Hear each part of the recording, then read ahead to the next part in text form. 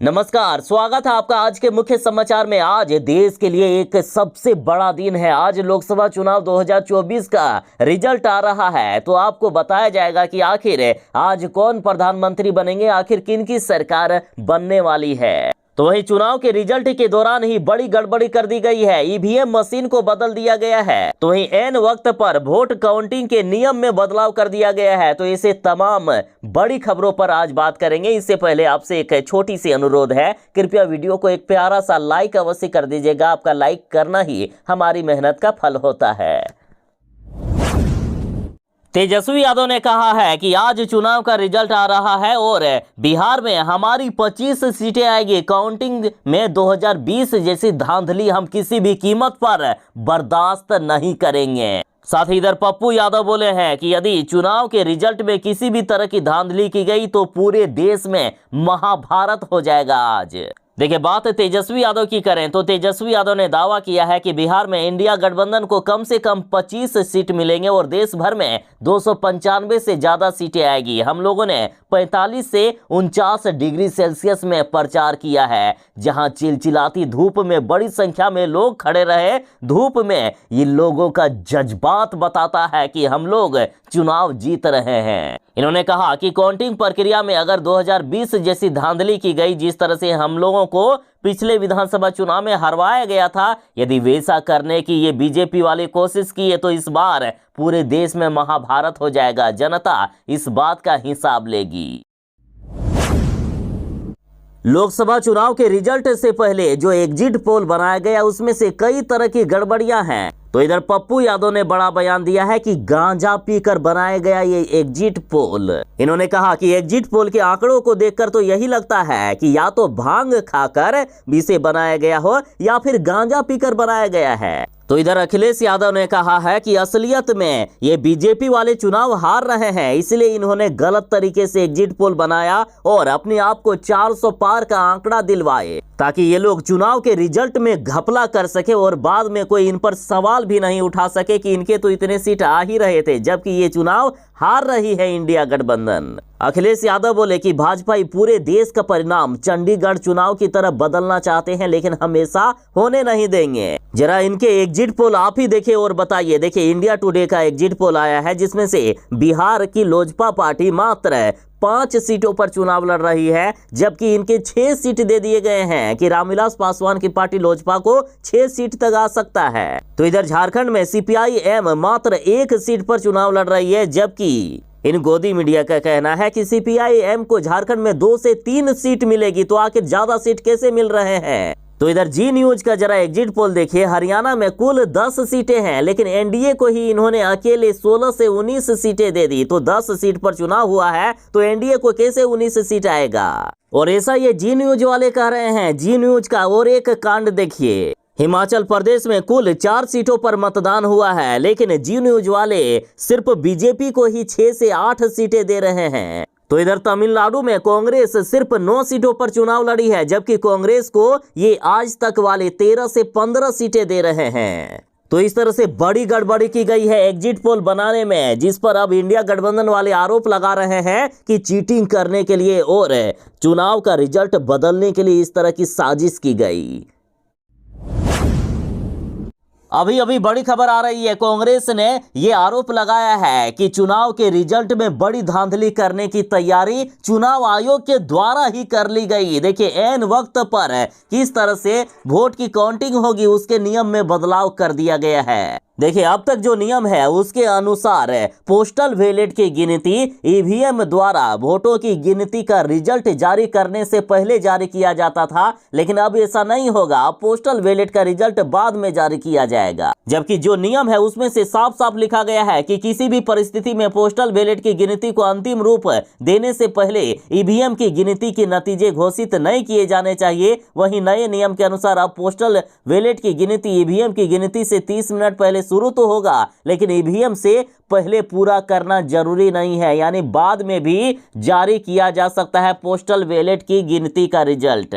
और इस नियम का पूरे देश में विरोध हो रहा है। कांग्रेस और इंडिया गठबंधन के हर एक नेता ने कहा है कि यहीं पर ये बीजेपी वाले खेला करने वाले हैं। अगर कम फासले के साथ, कम अंतर के साथ चुनाव के रिजल्ट आएंगे तो ये बीजेपी वाले पोस्टल बैलेट का कम रिजल्ट दिखाएंगे और अपनी जीत सुनिश्चित करेंगे, जबकि हम ऐसा होने नहीं देंगे। ये नियम तब बदला गया जब पूरा मतदान हो चुका है, अब वोटों की काउंटिंग होने वाली है। उसके कुछ घंटे पहले नियम बदला गया, जो बिल्कुल ही गलत है।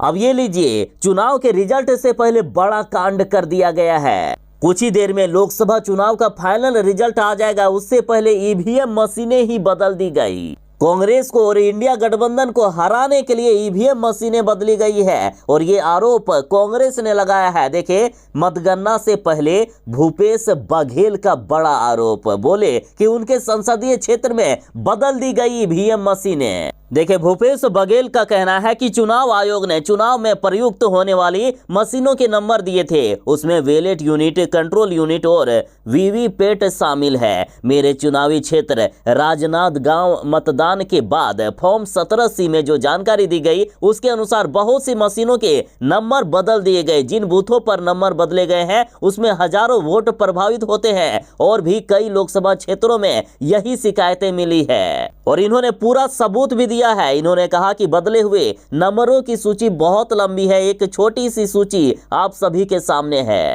देखिए, इन्होंने पूरा सबूत भी दिया है कि पहले इस यूनिट आईडी के ईवीएम मशीन से मतदान होने वाला था, लेकिन बाद में इसे बदल दिया गया।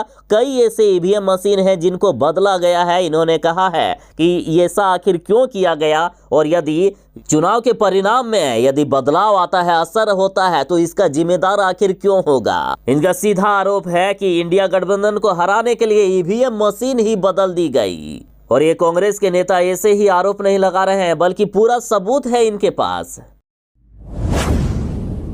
आज लोकसभा चुनाव का रिजल्ट आ रहा है और इधर चुनाव आयोग को आज काउंटिंग के दौरान हिंसा करने की आशंका है। 7 राज्यों में फोर्स तैनात कर दिए गए हैं। कांग्रेस ने कार्यकर्ताओं से कहा है कि गड़बड़ी देखने पर तुरंत वीडियो बनाएं। आज देश का सबसे बड़ा फैसला आने वाला है और ये पहली बार है जब आचार संहिता के हटते ही चुनाव आयोग ने 7 राज्यों में फोर्स तैनात कर दिए हैं। और इधर पप्पू यादव ने कहा है कि कलेक्टर साहब काउंटिंग को पारदर्शी रखें, अन्यथा मरता क्या नहीं करता। अगर जबरदस्ती लोकतंत्र की मौत होगी तो भारत में संग्राम होगा, भारत में महाभारत का संग्राम होगा। लोकतंत्र को बचाने के लिए हमारे एक एक वर्कर ने पूर्णिया और बिहार में कफन बांध कर रख लिया है। तो इधर अखिलेश यादव ने कहा है कि जरा सतर्क रहें, ये बीजेपी वाले मतगणना को धीरे कर सकती है। हो सकता है कि वह बत्ती गुल करवा दे। भाजपा हार को सामने से देखते हुए एजेंडों और अधिकारियों को डराना और धमकाना शुरू कर देगी, क्योंकि शासन प्रशासन उनका ही है। और इधर कपिल सिब्बल का कहना है कि अगर किसी उम्मीदवार की जीत और हार में अंतर 4 से 5% होता है तो वहां आसानी से नतीजे बदले जा सकते हैं, इसलिए पोस्टल बैलेट की गिनती पहले होनी चाहिए। लोकसभा चुनाव के रिजल्ट से ही बिहार में भारी बारिश का अलर्ट जारी कर दिया गया है। मौसम विभाग ने कहा है कि बिहार में 6 दिनों तक झमाझम और भारी बारिश होने वाली है। बिहार के लोगों के लिए खुशखबरी है, बिहार में गर्मी से राहत मिलेगी। बिहार में झमाझम और तेज बारिश का अलर्ट जारी हो गया। मौसम विभाग का कहना है कि 15 जून से बिहार में मानसून की शुरुआत हो रही है। उससे पहले प्री मानसून की बारिश की शुरुआत हो चुकी है। बिहार के 1-2 जिले नहीं बल्कि सभी जिलों में भयानक बारिश होने वाली है। साथ ही इस दौरान 30 से 40 किलोमीटर की रफ्तार से हवाएं चलेगी। साथ ही वज्रपात और मेघ गर्जन को लेकर अलर्ट जारी कर दिया गया है, अतः बिहार वाले जरा बच कर रहें। एक तरफ जहां आज लोकसभा चुनाव का रिजल्ट आ रहा है, तो वहीं आज 4 जून को मुख्यमंत्री नीतीश कुमार जी फिर से पलटी मारकर तेजस्वी यादव के साथ मिलकर सरकार बना सकते हैं। देखिए, तेजस्वी यादव ने बड़ा दावा कर दिया है कि फिर से पलटी मारेंगे मुख्यमंत्री नीतीश कुमार जी और 4 जून के बाद किसी भी वक्त बड़ा फैसला ले सकते हैं और बिहार में एनडीए की सरकार गिरने वाली है और फिर से जनता की सरकार आने वाली है, तेजस्वी की सरकार आने वाली है। देखिए, तेजस्वी यादव ने बड़ा दावा कर दिया है कि 4 जून को जैसे ही चुनाव के नतीजे सामने आएंगे, मुख्यमंत्री नीतीश कुमार जी बड़ा फैसला लेंगे और वे फिर से पलटी मार देंगे। तेजस्वी यादव ने दावा किया है कि चुनाव के नतीजे आने के साथ ही नीतीश कुमार एक बार फिर से पलटी मारकर महागठबंधन के साथ आ जाएंगे और नीतीश कुमार जी 4 जून के बाद किसी भी वक्त ये बड़ा फैसला ले सकते हैं। बिहार में फिर से महागठबंधन की सरकार बन रही है। साथ ही तेजस्वी यादव ने कहा कि पूरे देश से बीजेपी इस बार सफाचट हो जाएगी। इस बार इंडिया गठबंधन की सरकार बन रही है। आखिर कौन प्रधानमंत्री बनेंगे, आखिर कौन सी पार्टी चुनाव जीत रही है, इसका फैसला बस कुछ ही समय में होने वाला है। साथ ही इधर लालू यादव ने कहा है कि चौकन्ना रहना, एक एक वोट की गिनती सजगता के साथ करानी है। लालू यादव ने इंडिया गठबंधन की जीत का दावा किया।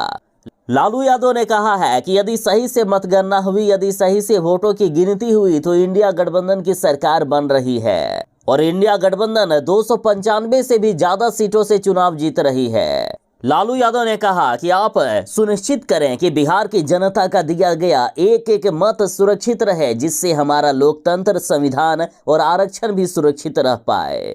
लालू यादव ने सीधा कहा है कि ये बीजेपी वाले चीटिंग करने की लाख कोशिश करेंगे, लेकिन ऐसा होने नहीं देना है। शिक्षा विभाग के अपर मुख्य सचिव के पाठक जी अब लंबी छुट्टी पर चले गए हैं। 30 जून तक इन्होंने छुट्टी लिया है और अब बिहार में नए शिक्षा विभाग के अपर मुख्य सचिव बने हैं, जिन्होंने शिक्षकों को बड़ी राहत दे दी है। हालांकि बिहार में अभी 8 जून तक गर्मी की छुट्टी है, लेकिन शिक्षकों को स्कूल आना ही होगा। शिक्षा विभाग के नए अपर मुख्य सचिव एस सिद्धार्थ ने नया नियम बनाते हुए कहा कि शिक्षक स्कूल आकर मासिक मूल्यांकन की कॉपियों की जांच करेंगे। हालांकि शिक्षकों के काम के आधार पर उनके स्कूल आने के समय में बदलाव कर दिया गया है। अपर मुख्य सचिव जी ने कहा है कि इस दौरान शिक्षक वार्षिक परीक्षा 2024 में क्लास 5 से 8 में फेल हुए बच्चों की पुनः परीक्षा लेकर उनकी उत्तर पुस्तिका की जांच करेंगे। इसके साथ ही वे वार्षिक परीक्षा 2024 में कक्षा 9 से लेकर 11वीं में फेल बच्चों की पुनः परीक्षा के उपरांत उत्तर पुस्तिकाओं का मूल्यांकन करेंगे। शिक्षकों को मिशन दक्ष के बच्चों की ली गई परीक्षा के उत्तर पुस्तिका का मूल्यांकन भी करना है और 8 जून 2024 तक इन सारे काम को पूरा कर शिक्षा विभाग को जानकारी भी देनी होगी। वहीं शिक्षकों को स्कूल में नामांकन लेने वाले बच्चों का आधार नंबर के साथ ई शिक्षा कोष पोर्टल पर विवरण डालना होगा।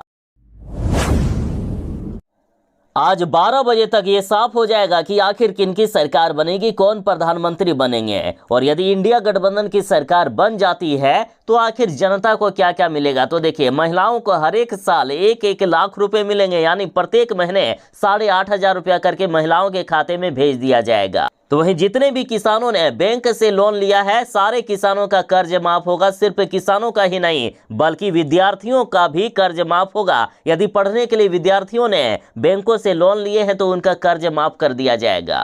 साथ ही पूरे देश में युवाओं को 1 करोड़ सरकारी नौकरी दी जाएगी। तो वहीं मात्र 500 रुपए में गैस सिलेंडर मिलेगा। जितने भी संविदा पर बहाली बिहार में हुई है सभी को अस्थायी कर दिया जाएगा। साथ ही आंगनबाड़ी सेविका, सहायिका, आशा कार्यकर्ता या फिर रसोईया जितने भी इस तरह के हैं सारे को सरकारी नौकरी दे दी जाएगी। सभी को अस्थायी नौकरी दे दिया जाएगा। और सबसे पहले तो अग्निवीर योजना को समाप्त करके सेना में जिनकी बहाली हो गई है उनको भी अस्थायी नौकरी दी जाएगी। तो वहीं पूरे देश में बिजली फ्री कर दिया जाएगा, गरीबों को बिजली फ्री में मिलेगा। तो इस तरह से कई बड़े वादे इंडिया गठबंधन ने कर दिए हैं। आज चाहे किनकी भी सरकार बनती है, लोकसभा चुनाव में जिनकी भी सरकार बनेगी, बिहार के लोगों को बड़ा फायदा होगा। एक तरफ जहां यदि इंडिया गठबंधन की सरकार बनेगी तो लालू यादव बिहार में ताड़ी को चालू करवा देंगे। लालू यादव ने कहा है कि हम पासी समाज के लिए चिंतित हैं। पासी भाई लोग बहुत परेशानी में हैं, उनकी समस्या से हम भलीभांति परिचित हैं। हमारी सरकार आने पर उनकी सारी समस्याओं को दूर किया जाएगा, यानी बिहार में ताड़ी चालू करवाया जा सकता है। तो वहीं एनडीए की सरकार बनने पर बिहार में शराबबंदी कानून को भी खत्म किया जा सकता है। देखिए, कई ऐसे बयान सामने आए हैं जिसके बाद ये साफ हो गया है कि यदि एनडीए की सरकार बनती है तो बिहार में शराबबंदी कानून को खत्म किया जा सकता है या शराबबंदी कानून में बदलाव किया जा सकता है। और अभी कुछ ही दिनों में बिहार विधानसभा का भी चुनाव आने वाला है और शराबबंदी के कारण जिस तरह से नीतीश कुमार से जनता नाराज दिख रही है, उसके बाद अब शराबबंदी कानून पर बड़ा फैसला खुद मुख्यमंत्री नीतीश कुमार जी करने वाले हैं। आज 4 जून को लोकसभा चुनाव का रिजल्ट आ रहा है। 12 बजे से पहले ये पता चल जाएगा कि आखिर किनकी सरकार बन रही है, इस बार कौन देश के प्रधानमंत्री बनेंगे। तो वहीं यदि इंडिया गठबंधन की सरकार बनती है, इंडिया गठबंधन यदि बहुमत हासिल करता है या ये चुनाव जीतते हैं किसी भी तरह से गठबंधन करके, तो इंडिया गठबंधन के कई नेताओं ने ऐलान किया है कि 24 घंटे के पहले हम बता देंगे कि आखिर कौन प्रधानमंत्री बनेगा। तो इधर तमाम एग्जिट पोल एक तरफ जहां दावा कर रहे हैं कि इंडिया गठबंधन की सरकार नहीं बनेगी, जबकि देश में एनडीए की सरकार 400 पार सीटों से बनेगी। और इसी बीच पोल ट्रैकर का एग्जिट पोल सामने आया है, जिसके बाद सारे एग्जिट पोल गलत साबित हो रहे हैं। जी न्यूज का कहना है कि हमने गलत एग्जिट पोल इसलिए दिया क्योंकि हमने एआई से एग्जिट पोल तैयार किया था, इसलिए कुछ गलती हो गई थी। देखिए, पोल ट्रैकर का जो एग्जिट पोल सामने आ गया है उसमें से एनडीए को 229 से लेकर 268 सीटें मिलता हुआ दिख रहा है, जबकि इंडिया गठबंधन को 237 से लेकर 273 सीटें मिलता हुआ दिख रहा है। यानी इंडिया गठबंधन पूर्ण बहुमत की सरकार बना रही है। हालांकि 8 बजे से वोटों की गिनती शुरू हो चुकी है। 12 बजे तक ये साफ हो जाएगा कि आखिर किनकी सरकार बनेगी, तो बस और थोड़ा सा इंतजार करें।